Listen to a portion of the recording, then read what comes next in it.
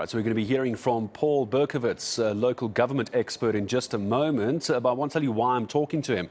Severe urban decay is evident in many of the country's major cities. Have you driven around some of the cities these days?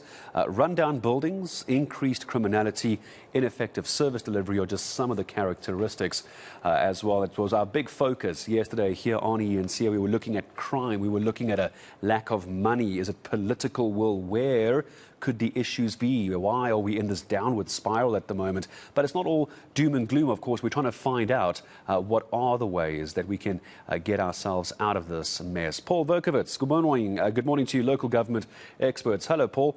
Good to have you with us. Where do you think, I don't want to say blame, but let's maybe start with this. Where do you think the biggest issue could be, and why we're seeing our cities looking the way they're looking? Good morning, Paul. Good morning, Gareth. Thanks for having me. The biggest issue, Gareth, is by far corruption and mismanagement across all three spheres of government, but since we're looking mostly at local government, there's been a problem with financial mismanagement, particularly when it comes to asset management, for a long time across most of our municipalities. But things have become so bad that we're seeing it start to bite really badly, even in the metros. The biggest, the richest, the most populous municipalities that should be best equipped to deal with it, but are also failing, and they're now starting to fail quite badly. If you had to give me a top three of the problems, how would you begin to rank that? Many people saying, Paul, tell me if you agree or disagree, is that politicians are right at the top of that pile.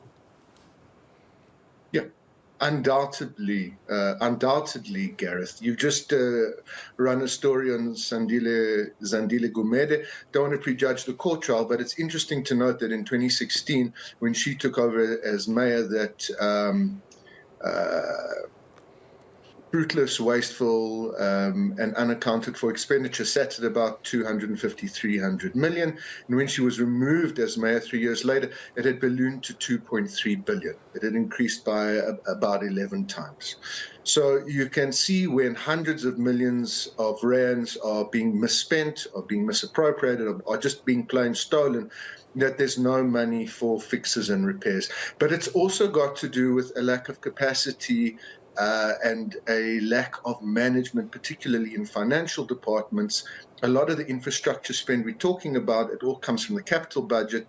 A great chunk of that money is transferred from National Treasury, and most of those grants are conditional on municipalities spending them timelessly, quarter to quarter. And most municipalities are returning money to Treasury even as their infrastructure fails. Yeah, I mean, it's money that if it's not spent in your budgets, anyone who knows about budgeting knows that if it's a company budget, you haven't spent it, chances are your CFO is going to take it away from you the next year, but you haven't done your job properly. The CFO or the accounting firm will take it and give it to somebody who can use that money. Is it all doom and gloom, though, Paul? I mean, are we just at a point in the spiral we're just waiting to go down the drain at this point? Or are we still stuck in the whirlpool, but we can somehow swim our way out of this? Or is it all done and dusted, bar the shouting? Gareth, I'm an eternal optimist, even as things get worse quarter on quarter. At the Third Republic, we monitor financial and political risk, and we do a quarterly audit of municipal websites, which we'll be publishing soon. What's striking to me is that there are no council minutes on the websites. There's very little detail and attention given to tenders that are awarded or that are in the pipeline. And on our side, I don't see many signs, many green shoots, if we're going to grasp for metaphors of hope. There doesn't seem to be anything at this point from National Treasury, from SALGA, from municipal management, from councils themselves. We live in Johannesburg. We know what a mess things are at the moment.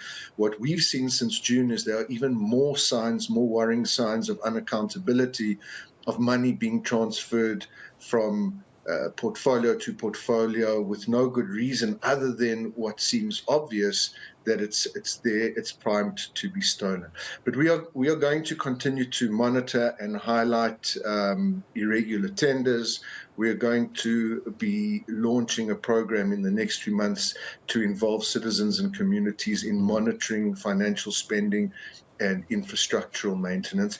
And there are a number of other good partners and organizations out there, including OTA, who are also prioritizing municipal repairs and maintenance spend, which has been deprioritized for probably the better part of 2 decades. There are no good signs at the moment, but we'd like to hope and say that in the next few months, in the next year, we can turn it around as civil society. Well, I can pretty much guarantee you, because we have elections coming up as well, we're going to be told by a lot of political parties in the next year. The timing is always interesting. A lot of things can be changed. A lot of things will be changed. Paul, money aside for a moment, as I start saying goodbye to you, I often do interviews, and I'm sure we've all heard this. We hear people say that, the power is in the hands of the citizens. We need to take control. And, if we want to have nicer cities, better cities, we've got to do it for ourselves. The problem is that's almost illegal, because we know that there's people trying to fill up potholes, help at local schools by painting stop signs and zebra crossings to make it safer for school-going children and just safer to drive on the road. And then those people are being fined, because it's actually government that's supposed to be doing it, but government isn't doing it at all. So what do you make of it when you hear a politician say the power is in the hands of South Africans? It's not really, is it? It's not really at the moment, Gareth. We're going to have to fight at this point, it seems, for every inch that we need to take back. You mention communities and organizations and citizens being fined. We've seen that. We've seen some limited successes, but I can tell you that there's a lot of talk within community organizations and civil society organizations about taking things to the next level. People are starting to talk more about things like strategic litigation.